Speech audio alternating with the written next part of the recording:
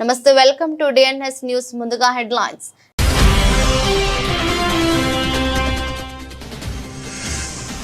ఐక్యరాజ్య సమితిలో పాకిస్తాన్ పై ఇజ్రాయెల్ తీవ్ర స్థాయిలో విమర్శలు. బిన్ లాడెన్ కు ఆశ్రయం ఇచ్చింది నిజం కాదా అంటూ పాక్ ను సూటిగా ప్రశ్నించిన ఇజ్రాయెల్.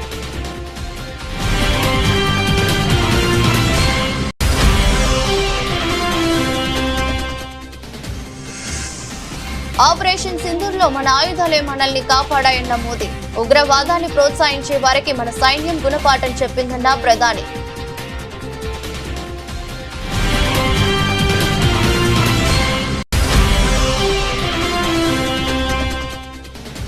చురాచంద్పూర్ లో 7,300 కోట్ల విలువైన పలు అభివృద్ధి ప్రాజెక్టులకు ప్రధానమంత్రి శంకుస్థాపన.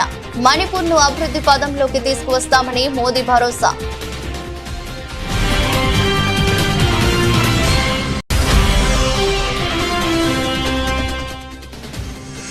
నేపాల్ సంక్షోభంపై ఉత్తరప్రదేశ్ ముఖ్యమంత్రి యోగి ఆదిత్యనాథ్ కీలక వ్యాఖ్యలు. చిన్న సమస్యలను నిర్లక్ష్యం చేస్తే తీవ్ర పరిణామాలు తప్పవని హెచ్చరిక.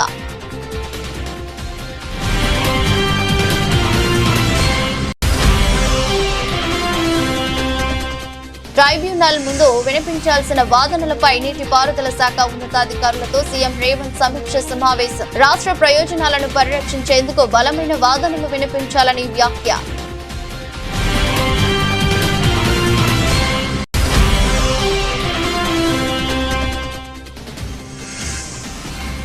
జిల్లా ఎస్పీలతో ముఖ్యమంత్రి చంద్రబాబు ఉన్నత స్థాయి సమావేశం.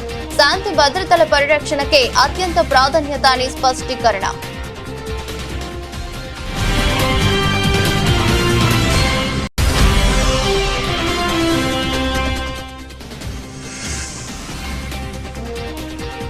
ఆ 10 మందితో రాజీనామా చేయించి ఉప ఎన్నికలకు వచ్చే దమ్ముందా? సీఎం రేవంత్ కు కేటీఆర్ సూటి సవాల్.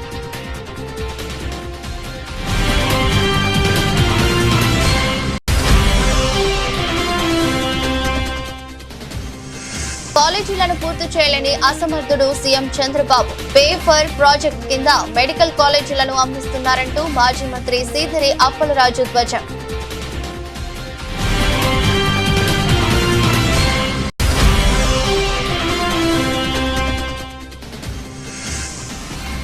ప్రపంచ బాక్సింగ్ ఛాంపియన్షిప్ లో భారత్ కు తొలి స్వర్ణం. మహిళల 57 కిలోల విభాగంగా జైస్మిన్ లంబూరియా బంగారు పతకం.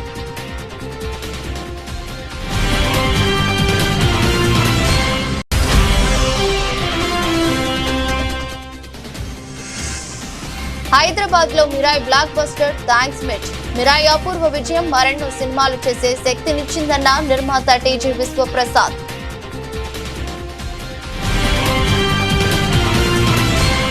అల్ ఖైదా అధినేత ఒసామా బిన్ లాడెన్ ను వారి దేశంలోనే ఆశ్రయం కల్పించి అతడు అక్కడే హతమైన వాస్తవాన్ని పాకిస్తాన్ ఎప్పటికీ మార్చలేదని ఇజ్రాయెల్ ఆగ్రహం వ్యక్తం చేసింది. ఉగ్రవాదం విషయంలో పాకిస్తాన్ ద్వంద్వ ప్రమాణాలు పాటిస్తుందని ఐక్యరాజ్య సమితి భద్రతా మండలి వేదికగా దుయ్యబట్టింది. దోహాలో హమాస్ నాయకులపై ఇజ్రాయెల్ జరిపిన దాడిని చర్చించేందుకు భద్రతా మండలి ప్రత్యేకంగా సమావేశమైంది. సమావేశంలో ఇజ్రాయెల్ పాకిస్తాన్ ప్రతినిధుల మధ్య తీవ్ర వాగ్వాదం చోటు చేసుకుంది. ఈ సందర్భంగా ఐరాసాలో ఇజ్రాయెల్ శాశ్వత ప్రతినిధి డానీ డానోన్ మాట్లాడుతూ పాకిస్తాన్ రాయబారి ఆసిమ్ ఇఫ్తిఖార్ అహ్మద్ వైపు చూస్తూ ఘాటు వ్యాఖ్యలు చేశారు. పాకిస్తాన్ లో బిన్ లాడెన్ ను మట్టుబెట్టినప్పుడు విదేశీ గడ్డపై ఉగ్రవాదిని ఎందుకు లక్ష్యంగా చేసుకున్నారని ఎవరు అడగలేదు. అసలు ఒక ఉగ్రవాదికి ఎందుకు ఆశ్రయం ఇచ్చారు అనే ప్రశ్న మాత్రమే తలెత్తింది. ఈ రోజు కూడా అదే ప్రశ్న అడగాలి. బిన్ లాడెన్ కు ఎలాంటి మినహాయింపు లభించలేదు, హమాస్ కు కూడా లభించదు అని ఆయన స్పష్టం చేశారు. If the distinguished colleague from Pakistan wanted to read the statement, he could have done it at the beginning of the session. But I want to refer to your words. Maybe you got offended from the word of my speech, and I apologize for that. But I make sure that in my speech I stick to the facts. And the fact is that Osama bin Laden was killed in Pakistan. And no one condemned the US. And when other countries in this council attack terrorists, no one condemns them. And that is the issue of double standards. When you apply different standards on Israel, then the standard you apply on yourselves, that is the problem of this institution. So yes, you cannot change the fact that 9/11 happened, and today we mark this day. You cannot change the fact that Osama bin Laden was in Pakistan and he was killed on your territory. But I would ask you, when you criticize us, and I'm sure it will continue in the future, think about the issue of double standards, which standards you apply to your country and which standards you apply to Israel. Thank you, Mr. President. దేశంలో తయారైన ఆయుధాలే operation Sindoor సమయంలో దేశాన్ని కాపాడాయని ప్రధానమంత్రి నరేంద్ర మోదీ స్పష్టం చేశారు. ఈ operation లో భారత సైన్యం కనబరిచిన ధైర్య సాహసాలను నైపుణ్యాన్ని ఆయన ప్రశంసించారు. మిజోరాం రాజధాని ఐజ్వాల్, మణిపూర్ రాజధాని ఇంఫాల్లో జరిగిన సభల్లో ప్రధాని ప్రసంగించారు. ఈ సందర్భంగా ఆయన మాట్లాడుతూ ఆపరేషన్ సింధూర్ ద్వారా మన సైనికులు ఉగ్రవాదాన్ని ప్రోత్సహించే వారికి గట్టి గుణపాఠం చెప్పారని అన్నారు. ఈ ఆపరేషన్ లో మన సైన్యం ప్రదర్శించిన శక్తిని, పరాక్రమాన్ని యావత్ ప్రపంచం చూస్తుందని తెలిపారు. ఈ విజయంలో మేడ్ ఇన్ ఇండియా ఆయుధాలు అత్యంత కీలక పాత్ర పోషించాయి. దేశ భద్రతకు మన ఆర్థిక వ్యవస్థ, తయారీ రంగం బలోపేతం కావటం చాలా ముఖ్యమని మోదీ వివరించారు. దేశం గర్వపడేలా మన సైనికులు పాకిస్తాన్ సైన్యంపై నిర్ణయాత్మక దెబ్బతీశారని ఆయన పేర్కొన్నారు. We are also seeing the growth of Make in India and exports.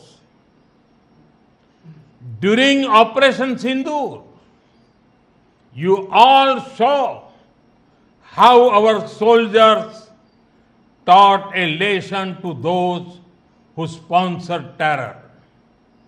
The whole nation was filled with a sense of pride about our armed forces. In this operation, Made in India weapons played a significant role in protecting our country.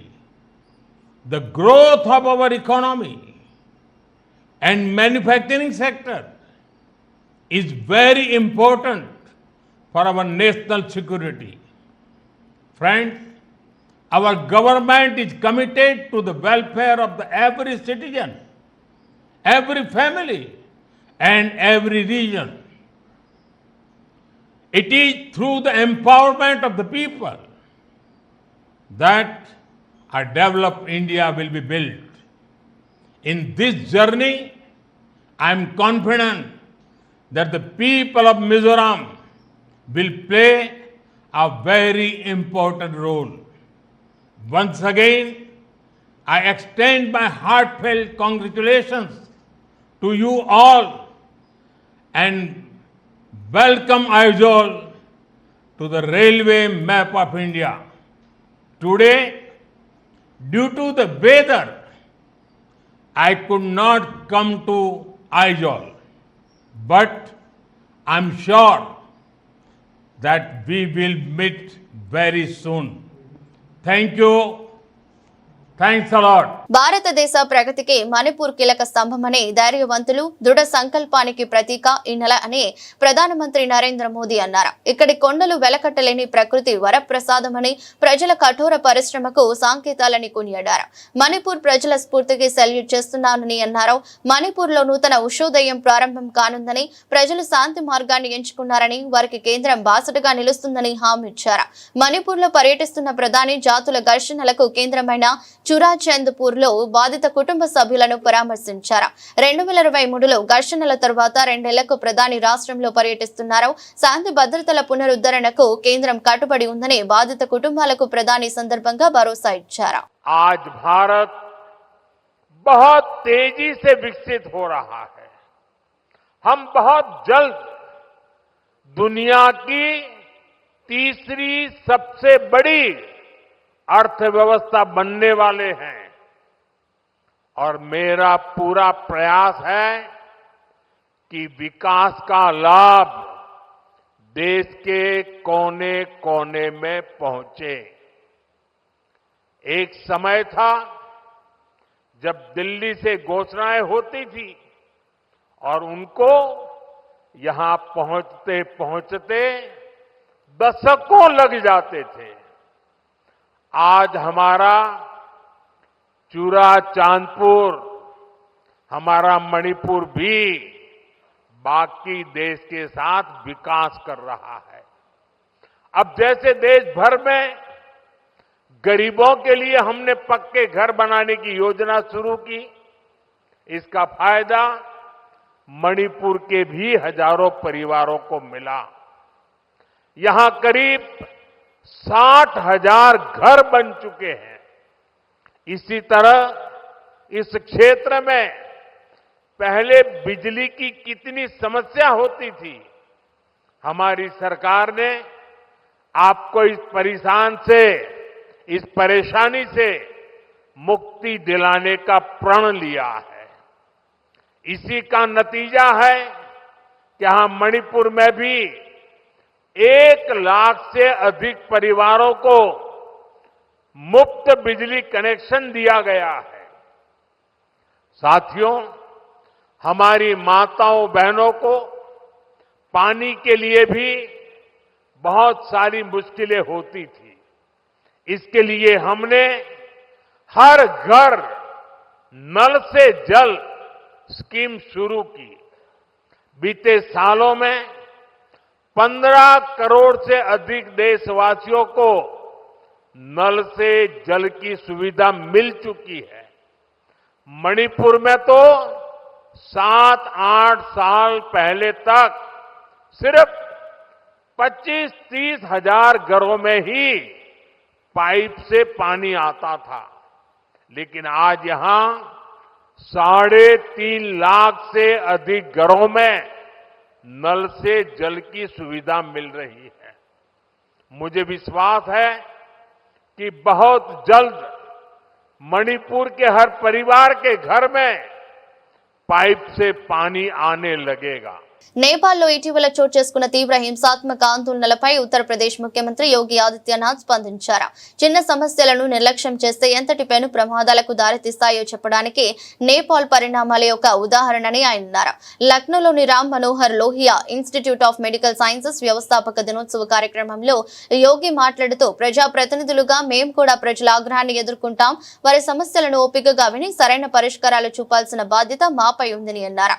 Nepal పరిణామాలను ప్రస్తావిస్తూ నేపాల్లో ఏం జరిగిందో మీరంతా చూసే ఉంటారో. ఒక చిన్న సామాజిక మాధ్యమం అంశాన్ని మొదట అందరూ తేలిగ్గా తీసుకున్నారు. కానీ దాని పర్యవసానం ఎలా ఉంది, ఆ దేశ అభివృద్ధి పురోగతి ఎలా ఆగిపోయాయో గమనించాలి. ప్రజల జీవితాలతో ఎలా ఆడుకున్నారో చూడాలి. ఇలాంటి సంఘటనలు మరెక్కడా పునరావృతం కాకుండా ఉండాలంటే ప్రతి ఒక్కరూ తమ తమ రంగాల్లో అప్రమత్తంగా ఉండాలని యోగి హెచ్చరించారు. కేసీఆర్ నిర్లక్ష్యం కారణంగానే ఆంధ్రప్రదేశ్ కృష్ణా జలాలను తరలించకపోయిందని, ఏపీ అక్రమ తరలింపును ఆధారాలతో సహా కృష్ణా జల వివాదాల ట్రైబ్యునల్ ముందు నివేదించాలని తెలంగాణ ముఖ్యమంత్రి రేవంత్ రెడ్డి అన్నారు. కృష్ణా జలాల్లో తెలంగాణ రాష్ట్రానికి న్యాయమైన వాటా సాధించి తీరుతామని ఆయన స్పష్టం చేశారు. ఈ నెల 23 నుంచి 25 వరకు ఢిల్లీలో కృష్ణా జల వివాదాల ట్రైబ్యునల్ విచారణ జరగనున్న నేపథ్యంలో ట్రైబ్యునల్ ముందు వినిపించాల్సిన వాదనలపై నీటిపారుదల శాఖ ఉన్నతాధికారులతో ఆయన సమీక్ష సమావేశం నిర్వహించారు. ఈ సందర్భంగా మాట్లాడుతూ కృష్ణా జలాల్లో తెలంగాణ రాష్ట్రానికి రావాల్సిన నీటి వాటాను సాధించేందుకు గట్టిగా పట్టుబట్టాలని అధికారులకు సూచించారు. రాష్ట్ర ప్రయోజనాలను పరిరక్షించేందుకు అవసరమైన బలమైన వాదనలను వినిపించాలని ఆయన అన్నారు. కృష్ణా నదిపై చేపట్టిన ప్రాజెక్టుల వివరాలన్నింటినీ ట్రైబ్యునల్ ముందుంచాలని ఆదేశించారు. గతంలో సరైన శ్రద్ధ కనబరచకపోవడం వల్లే ఈ పరిస్థితి తలెత్తిందని ఆయన అన్నారు. కృష్ణా జలాల్లో వాటా సాధించడంలో కేసీఆర్ విఫలమయ్యారని, నీటి వాటాల విషయంలో ఆయన తెలంగాణకు ద్రోహం చేశారని విమర్శించారు. పాలమూరు, దిండి వంటి అనేక ప్రాజెక్టులను పెండింగ్ లో ఉంచారని ఆరోపించారు.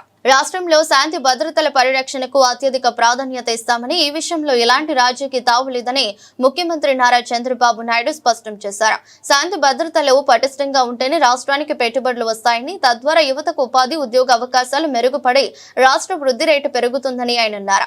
జిల్లాల ఎస్పీలతో బదిలీల అనంతరం నిర్వహించిన ప్రత్యేక సమావేశంలో ఆయన పలు కీలక అంశాలపై దిశానిర్దేశం చేశారు.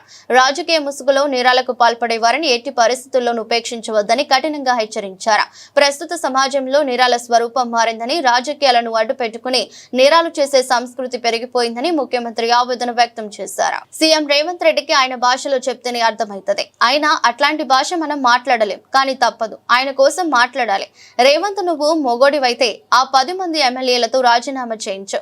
ఉప ఎన్నికలకు పోదాం, బై ఎలక్షన్లలో చూసుకుందాం. 10 ఏండ్ల కేసీఆర్ పాలన, 2 ఏండ్ల కాంగ్రెస్ పాలన, ఏది బాగుందో తేల్చుకుందాం. ఉప ఎన్నికల్లో దమ్ముంటే గెలిచి చూపించు అంటూ గద్వాల తేరు మైదానం నుంచి బీఆర్ఎస్ వర్కింగ్ ప్రెసిడెంట్ కేటీఆర్ సవాల్ విసిరారు. గద్వాల జిల్లా కేంద్రంలో ఏర్పాటు చేసిన గద్వాల గర్జన సభలో ఆయన మాట్లాడుతూ ప్రజల ఆకాంక్షలు, అభిప్రాయాలను తుంగలో తొక్కి వ్యక్తిగత అవసరాల కోసం పార్టీలు మార్చిన ఎమ్మెల్యేలకు ప్రజాకోర్టులో శిక్ష తప్పదని హెచ్చరించారు. పార్టీలు మారిన ఆ 10 మంది ఎమ్మెల్యేల పరిస్థితి దయనీయంగా ఉన్నదని, అసలు వారు ఏ పార్టీలో ఉన్నారో చెప్పుకోలేని దుస్థితిలో ఉన్నారని ఎద్దేవా చేశారు. అన్ని వర్గాల ప్రజలను మోసం చేసిన కాంగ్రెస్ పార్టీ పరిపాలన చూసి పార్టీ మారిందా అని ప్రశ్నల వర్షం కురిపించారు. కాంగ్రెస్ నేతలు యూరియాను బ్లాక్ లో అమ్ముకుంటున్నారని, గ్రూప్ 1 ఉద్యోగాలను కూడా అమ్ముకున్నారని ఆరోపించారు. ముఖ్యమంత్రి రేవంత్ రెడ్డి గారిని అడుగుతా ఉన్నా, మీకేమన్నా కొద్దిగా రేషం ఉందా, పౌరుషం ఉందా అని అడుగుతా ఉన్నా. మీరే కదా అన్నాడు ఎమ్మెల్యేలు పార్టీ మారినారు కాంగ్రెస్ వాళ్ళని చెప్పి, మీరే కదా మాట్లాడింది. ఎమ్మెల్యేలు పార్టీ మారిన వాళ్ళని రాళ్లతోని కొట్టి చంపమని అన్నాడు. మరి వీళ్ళు ఎవరు చంపాలి రాళ్ళని? ఎవరిని కొట్టాలా ఈరోజు? మీరే కదా అన్నారు అన్నాడు. ఆ ఇంటి మీద వాళ్ళని కాకి ఈ ఇంటి మీద వాళ్ళద్దన్నారు. మరి 10 మంది కాకుల్ని ఎందుకు తెచ్చుకున్నావు నేను అడుగుతా ఉన్నా. ఈ 10 మంది కాకులు ఇవాళ ఎటు కాకుండా పోయినారు. వీళ్ళు ఇలా గట్టిగా పోయి అడిగినావు అనుకో నువ్వు ఏ పార్టీ అని. ఇప్పుడు 2 లింగాలు ఉంటాయి నాకు తెలిసి అయితే, ఒకటి భూలింగం, రెండోది స్త్రీలింగం, అంతేనా? ఇప్పుడు మరి ఏ లింగాలు వీళ్ళు? ఎవరు వీళ్ళు? ఎటుగాని పరిస్థితిలో ఇరుక్కొని పోయినారు. ఏ పార్టీ చెప్పలేరు, ఎమ్మెల్యేలో కాదో చెప్పలేరు. స్పీకర్ కాడ ఒక మాట, ప్రజల కాడ ఒక మాట, బయటికి వస్తే ఒక మాట, ముఖ్యమంత్రి కాడికి వస్తే కాళ్ళు మొక్కేది. గిందుక మిమ్మల్ని గెలిపించింది. తప్పకుండా అందుకే గద్వాల చైతన్యమున్న ప్రాంతం, తప్పకుండా మీ చైతన్యాన్ని చూపెట్టాలి. రేపు మీ ఉప ఎన్నిక ఒక 6-9 నెలల్లో వస్తుందేమో గానీ లోకల్ బాడీ ఎలక్షన్లు ఇంకా ముందే వస్తాయి. ఇక్కడ జెడ్పీటీసీ ఎలక్షన్లు, ఎంపీటీసీ ఎలక్షన్లు, సర్పంచ్ ఎన్నికలు, మున్సిపల్ ఎలక్షన్లు తొందరలోనే రాబోతా ఉన్నాయి.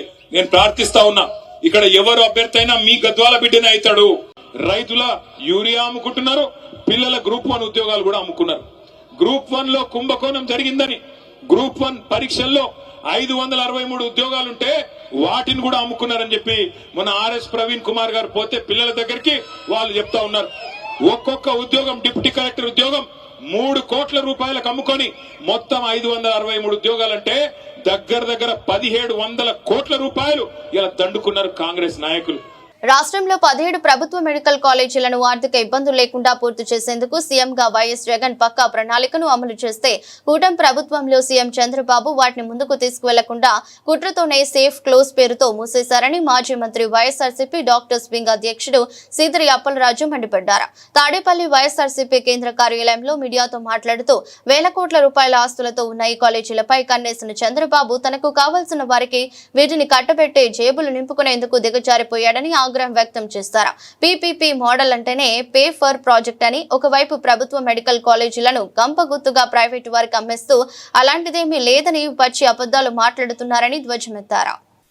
ప్రైవేటైజేషన్ ఏ సక్సెస్ స్టోరీ అంటూ ఆయన హయాంలో ఏ ఆర్గనైజేషన్ ని ప్రైవేటైజ్ చేస్తాము, ప్రైవేట్ వ్యక్తుల చేతిలో పెట్టాము, చాలా అద్భుతంగా మేము పెట్టామని ఆయనకైనా పొగిడించుకుంటూ ఆయన రాయించినటువంటి పుస్తకం. ప్రభుత్వాస్తుల్ని అమ్మేయడం అనేది ఒక గొప్ప విజయం అని చెప్పి ఆయనకైనా పొగిడించుకుంటూ రాసుకున్నటువంటి పుస్తకం ఇది. టోటల్ 99 నుంచి 2004 వరకు, 1999 నుండి 2004 వరకు ఫేజ్ 1, ఫేజ్ 2 2 ఫేజుల్లో సుమారుగా 100 ఆర్గనైజేషన్స్ ని ప్రైవేట్ వ్యక్తులకు అమ్మినటువంటి చరిత్ర చంద్రబాబు నాయుడు గారు. ప్రైవేటైజేషన్ అంటే అందరికి అర్థమైపోద్దని పేర్లు మార్చి మాట్లాడుతూ ఉంటాడు. డిజిన్వెస్ట్మెంట్ అంటాడు, అంటే పెట్టుబడుల ఉపసంహరణ. సాధారణ ప్రజలకు ఎవరికి అర్థమవుతుంది? Disinvestment. PPP, public private partnership. నాకు తెలిసి అది అర్థం మార్చారు. పీపీపీ అన్నదానికి pay per project, pay per project అంటే ఒక్కో ప్రాజెక్ట్కి ఎంతెంత నువ్వు పే చేయి, నువ్వు తీసుకో. ఇది కొత్త పీపీపీ అర్థం. ఇది చేసేదేంటి?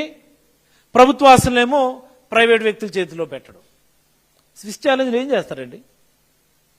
ప్రభుత్వ భూముల్ని, ప్రభుత్వ ఆస్తుల్ని ప్రైవేట్ వ్యక్తుల చేతిలో పెట్టడానికి అది ఒక విధానం. అది P4లో ఇంతవరకు వ్యక్తుల్ని డబ్బులున్న వాళ్ళకి తాకట్టు పెడుతున్నాడు, పేదల ఆత్మగౌరవాన్ని డబ్బున్న వాళ్ళ దగ్గర తాకట్టు పెడుతున్నాడు.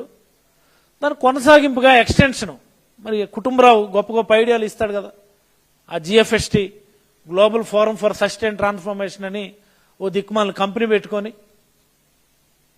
ఆ నిమ్మగడ్డ రమేష్ ఆ కుటుంబరావు వాళ్ళు కలిసి ఈ రాష్ట్రాన్ని అమ్మేయడానికి చేస్తున్నటువంటి కుట్రది ఆ జిఎఫ్ఎస్టీ అన్నటువంటి. ఈ P4 విధానంలో ఈసారి ఏమంటారు, వ్యక్తులు కాదు ఆర్గనైజేషన్స్ తీసుకోండి అంటారు. ఈసారి ఇచ్చేయడమే, ఆ పలానా స్కూలు పలానా వ్యక్తికి, పలానా హాస్పిటల్ పలానా వ్యక్తికి, పలానా రోడ్డు పలానా వ్యక్తికి. ఆల్రెడీ మీరు రోడ్లు పీపీపీ మోడల్లో టేకప్ చేస్తామని చెప్పినారు. మండల్ కనెక్టివిటీ రోడ్లకి పీపీపీ మోడల్ అట, దాని మీద కూడా టోల్ ప్లాజాలట. ప్రైవేటైజేషన్ కదా. గ్రూప్ 1 విషయంలో సిట్టింగ్ జడ్జితో విచారణ జరిపించి తప్పు చేస్తున్న వారిని, అవినీతికి పాల్పడిన వారిని శిక్షించాలని మాజీ మంత్రి ఎమ్మెల్యే హరీష్ రావు డిమాండ్ చేశారు. సిద్దిపేటలోని విపంచి కళా నిలయంలో ఏర్పాటు చేసిన మెగా జాబ్ మేళా కార్యక్రమంలో హరీష్ రావు పాల్గొన్నారు. ఈ సందర్భంగా మాట్లాడుతూ ప్రభుత్వం గ్రూప్ 1 పరీక్ష పెడితే నిరుద్యోగులు ఎంత ఆవేదన చెందుతున్నారో చూశారని పేర్కొన్నారు. ఎంత దారుణంగా పరీక్ష నిర్వహించారో హైకోర్టే చెప్పిందని గుర్తు చేశారు.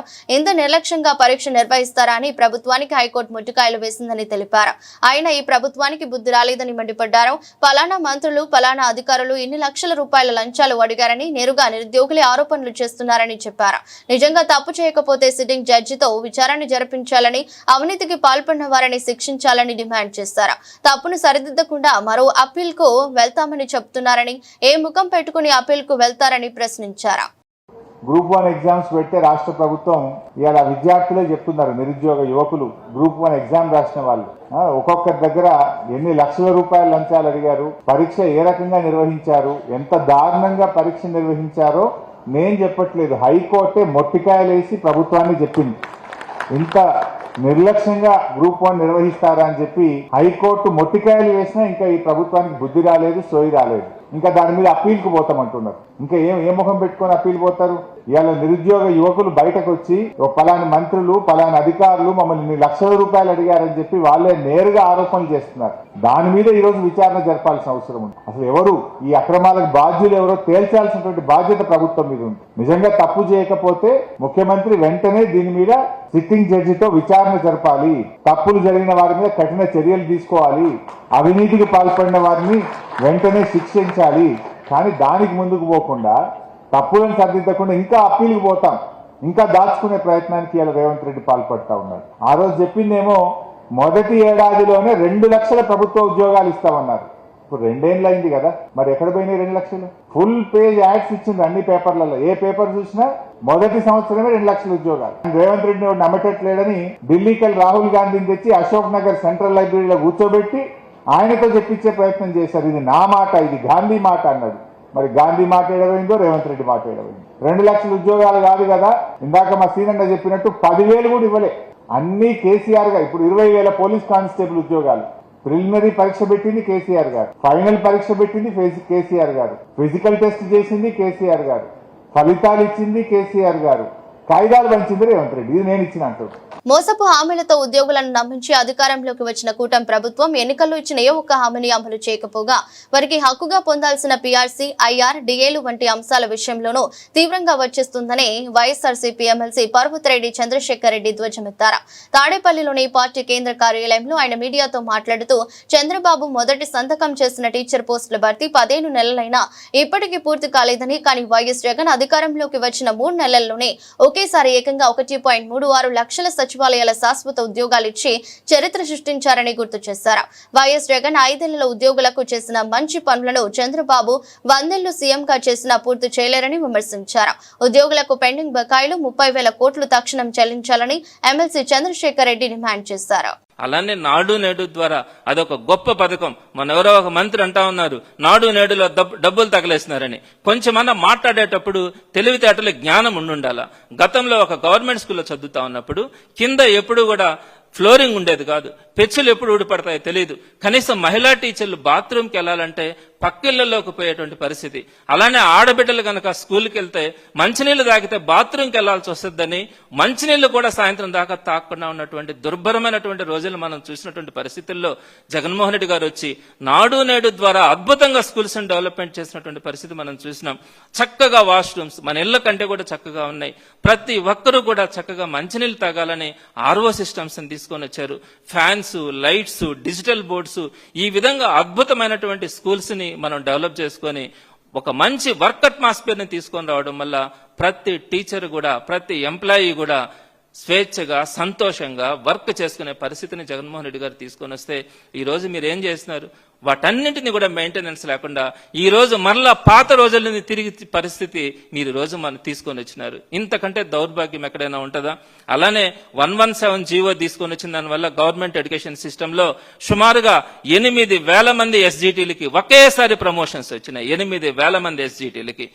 అలానే సిబిఎస్ఈ సిస్టమ్ తీసుకొని వచ్చినాం. సిబిఎస్ఈ సిస్టమ్ లో 502 స్కూల్స్ ని సిబిఎస్ఈ ఫస్ట్ ఫేజ్ లో తీసుకొని వచ్చి ఆ తర్వాత ఇంకొక 1000 స్కూల్స్ ని సిబిఎస్ఈలోకి తీసుకురావాలనుకున్నాం. అలా సిబిఎస్ఈలోకి తీసుకొని వచ్చిన దానివల్ల ఇంటర్మీడియట్ దాకా దాంట్లోకి ఉంటే దాంట్లో మనకు సుమారుగా 10,000 మంది టీచర్స్ కి మనము పీజీటీలుగా ప్రమోషన్స్ ఇచ్చేదానికి అవకాశం ఉంటుంది. బాక్సింగ్ నుంచి మన దేశానికి గుడ్ న్యూస్ వచ్చింది. లివర్పూల్ లో జరిగిన వరల్డ్ బాక్సింగ్ ఛాంపియన్షిప్ 2025లో జైస్మిన్ లంబోరియా చరిత్ర సృష్టించింది. ఆమె మహిళల 57 కిలోల విభాగంలో పోలాండ్ కు చెందిన ఒలింపిక్ రజత పతక విజేత జూలియా సెరెమోతాతో పోరాడి గెలిచింది. దాదాపు ఓటమి దగ్గర ఉన్న సమయంలో ఆమె చూపిన ఫైటింగ్ స్పిరిట్ అందరినీ ఆశ్చర్యపరిచింది. ఫైనల్ బౌట్ లో 4-1 స్ప్లిట్ డిసిషన్ తో ఆమె గెలిచింది. ఈ గెలుపుతో జైస్మిన్ భారత్ కు బాక్సింగ్ ఛాంపియన్షిప్ లో తొలి స్వర్ణ పతకాన్ని తీసుకొచ్చింది. ఈ ఫీలింగ్ మాటలు చెప్పలేను. వరల్డ్ ఛాంపియన్ అయ్యానంటే చాలా ఆనందంగా ఉంది. పారిస్ 2024లో తొందరగా ఉన్న తర్వాత శారీరకంగా, మానసికంగా, టెక్నికల్ గా బాగా ప్రిపేర్ అయ్యాను. ఈ విజయం ఆ కష్టానికి ఫలితమని జైస్మిన్ పేర్కొంది. ఈ గెలుపు నేపథ్యంలో అనేక మంది సోషల్ మీడియా వేదికగా జైస్మిన్ కు విషెస్ తెలియజేస్తున్నారు. క్రికెట్ అభిమానులు ఎప్పుడెప్పుడు అని ఎదురు చూస్తున్న క్షణం రానే వచ్చింది. భారత్, పాకిస్తాన్ జట్లు ఆసియా కప్ లో ఆదివారం అమితుమి తేల్చుకోబోతున్నాయి. గ్రూప్ ఏ లీగ్ పోరులో భాగంగా చిరకాల ప్రత్యర్థులు సై అంటే సై అంటున్నాయి. ఇప్పటికే 8 సార్లు ఆసియా కప్ ను దక్కించుకున్న టీం ఇండియా రికార్డు స్థాయిలో 9వ కన్నేస్తే కనీసం పోటీ ఇచ్చేందుకు పాక్ పట్టుదలతో ఉంది. ఓవైపు దిగ్గజ ద్వయం రోహిత్ శర్మ, విరాట్ కోహ్లీ రిటైర్మెంట్ తర్వాత తొలిసారి భారత్ బరిలోకి దిగుతుండగా, మరోవైపు బాబర్ ఆజం, రిజ్వాన్ లేకుండా పాక్ అదృష్టాన్ని పరీక్షించుకునేందుకు ప్రయత్నిస్తోంది. రోగ వారసత్వాన్ని పుచ్చుకునేందుకు యంగ్ ఇండియా అడుగులు వేస్తోంది. శుభ్మన్ గిల్, అభిషేక్ శర్మ రూపంలో టీమిండియా అదిరిపోయే ఓపెనింగ్ జోడీ దొరకగా తిలక్ వర్మ, శాంసన్, సూర్యకుమార్, హార్దిక్, శివం దుబే, బూమ్రా, కుల్దీప్ లాంటి క్రికెటర్లతో భారత్ పటిష్టంగా కనిపిస్తోంది. ఆసియా కప్ ను మరోమారు తమ ఖాతాలో వేసుకోవాలన్న ఏకైక లక్ష్యంతో అరబ్ గడ్డపై అడుగుపెట్టిన టీమిండియా మెండైన ఆత్మవిశ్వాసంతో కనిపిస్తోంది. తేజ సజ్జ హీరోగా మనోజ్ మహావీర్ లాంబా అనే ప్రతినాయకుడిగా నటించిన చిత్రం మిరాయ్. కార్తిక్ ఘటమనేని దర్శకత్వంలో టీజీ విశ్వప్రసాద్ నిర్మించిన ఈ చిత్రం శుక్రవారం ప్రేక్షకుల ముందుకొచ్చి సూపర్ హిట్ టాక్ తెచ్చుకుంది. తొలి రోజు 27 కోట్లు వసూలు చేసింది. ఈ నేపథ్యంలో చిత్ర బృందం సక్సెస్ మీట్ నిర్వహించింది. మనోజ్ మాట్లాడుతూ ఈరోజు ఎంతో ఆనందంగా ఉంది. 12 ఏళ్ల తర్వాత సక్సెస్ తో నా ఫోన్ మోగుతూనే ఉంది. అభినందనలు వస్తున్నప్పటికీ నాకు ఇదంతా కలలా ఉందన్నారు. అలాగే సక్సెస్ మీట్ లో టీజీ విశ్వప్రసాద్ ఇన్నాళ్లు పడిన బాధను మొత్తం తమ సంస్థకు గత ఏడాది అంతగా కలిసి రాలేదు. ఇలాంటి సమయంలో మిరాయ్ అపూర్వ విజయం మరెన్నో సినిమాలు చేసే శక్తినిచ్చింది.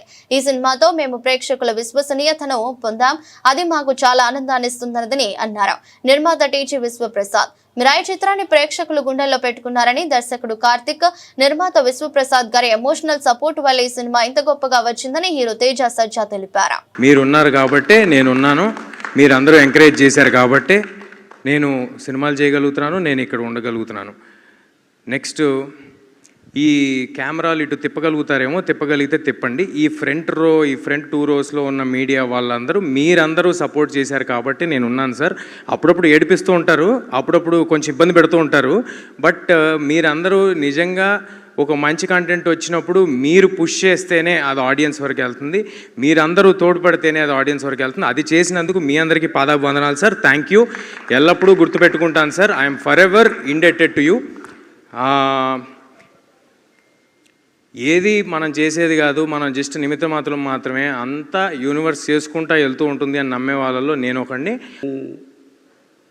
అగైన్ నాన్ థియేట్రికల్ మార్కెట్ వల్ల చాలా ఈజీగా ఫిల్మ్ మేకింగ్ అనేది జరిగిపోయింది. ఒక క్వాలిటీ కంట్రోల్ కానీ అలాంటివి లేకుండా we also had some quality issues. ఆ టైంలో this is giving back all the energy to do lot more films. So I really want to thank Karthik to bring this movie to us. So first Karthik ఈ movie గురించి అంటే it was just 10-15 minute discussion. ఏదో నేను cinema చూసి చాలా అంటే extraordinary decision తీసుకున్నాను అని చెప్పాను కానీ బట్ వెరీ స్మాల్ అంటే బ్రీఫ్ డిస్కషన్. దీని స్పాన్ ఏముంది, ఎలా చేస్తామన్నది. నాకు థ్యాంక్ యూ కార్తిక్ గారు. మా ప్రొడ్యూసర్ గారు చెప్పినట్టు సినిమా అందరికీ ఇంపార్టెంట్. కాకపోతే వాళ్ళందరూ సినిమాల మీద సినిమా తీస్తూ ఉన్నారు. They were experiencing that. But నాకు it's been a while and నాకు నిన్నటి నుంచి ఆ విషెస్ వస్తున్నా కూడా నాకు కలలాగే ఉంది. ఎన్నో అయింది నాకు లైఫ్లో. అయినా ఆ కాల్స్ వస్తూ ఉంటే అది తీసుకునే దానికి టైం పట్టింది నాకు. నిజంగా కార్తిక్ గారు ఏం ఆలోచించారో అప్పుడు ఈ కథ ఆలోచించుకొని నన్ను రాసుకొని నన్ను అడగడం, ఎన్ని జన్మలు ఎత్తినా రుణపడి ఉంటాను. వార్తలు ముగించే ముందు మరోసారి హెడ్లైన్స్.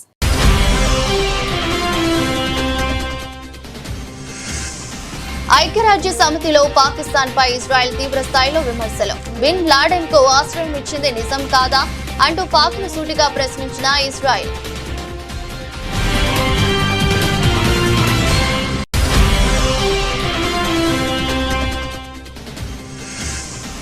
ఆపరేషన్ సింధూర్ లో మన ఆయుధాలే మనల్ని కాపాడాయన్న మోదీ.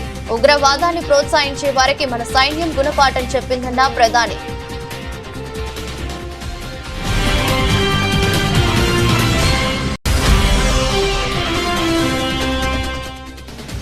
చురాచంద్పూర్ లో 7,300 కోట్ల విలువైన పలు అభివృద్ధి ప్రాజెక్టులకు ప్రధానమంత్రి శంకుస్థాపన.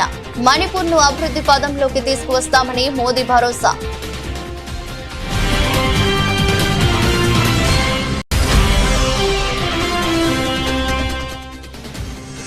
నేపాల్ సంక్షోభంపై ఉత్తరప్రదేశ్ ముఖ్యమంత్రి యోగి ఆదిత్యనాథ్ కీలక వ్యాఖ్యలు. చిన్న సమస్యలను నిర్లక్ష్యం చేస్తే తీవ్ర పరిణామాలు తప్పవని హెచ్చరిక.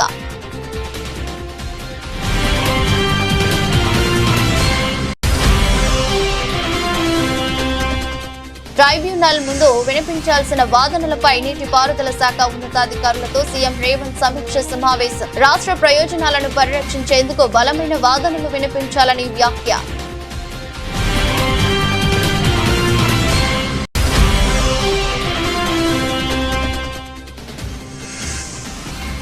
జిల్లా ఎస్పీలతో ముఖ్యమంత్రి చంద్రబాబు ఉన్నత స్థాయి సమావేశం.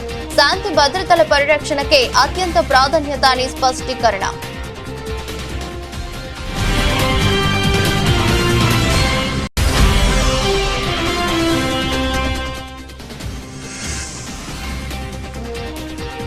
ఆ 10 మందితో రాజీనామా చేయించి ఉప ఎన్నికలకు వచ్చే దమ్ముందా?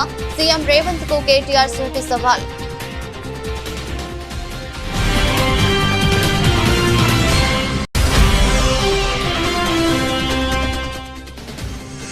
కాలేజీలను పూర్తి చేయలేని అసమర్థుడు CM Chandrababu. Pay for project కింద మెడికల్ కాలేజీలను అమ్మిస్తున్నారంటూ మాజీ మంత్రి సీదిరి అప్పలరాజు ధ్వజం.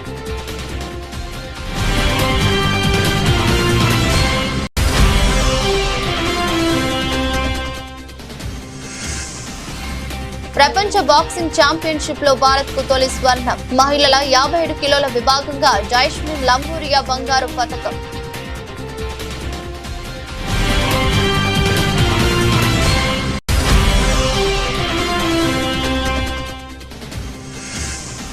హైదరాబాద్ లో మిరాయ్ బ్లాక్ బస్టర్ థ్యాంక్స్ మెట్. మిరాయ్ అపూర్వ విజయం మరెన్నో సినిమాలు చేసే శక్తినిచ్చిందన్న నిర్మాత టీజీ విశ్వప్రసాద్.